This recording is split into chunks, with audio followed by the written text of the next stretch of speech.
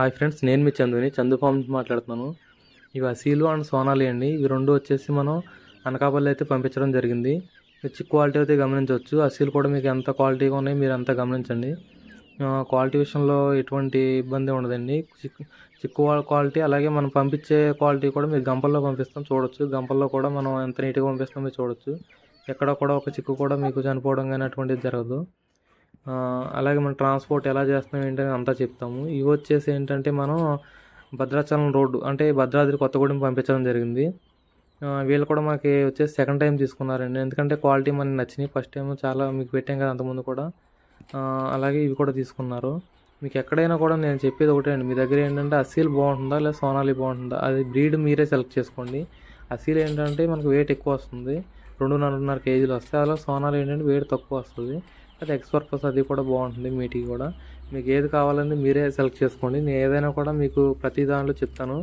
మీకు ఏ చిక్స్ ఎన్ని కావాలన్నా కూడా ఒక 50 చిక్స్ అయితే మనం పంపించడం జరుగుతుంది. అసీల్ 25 లేదు, సోనాలి 25 లేదు, దాంట్లో కడకనాథ్ 10 అలా కూడా మనం పంపించడం జరుగుతుంది.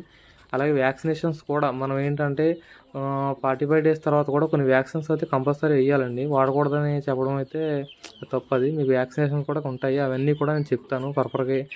మళ్ళీ తర్వాత ఏం వాడాలి ఫర్దర్గా అన్నీ కూడా నేను చెప్తాను.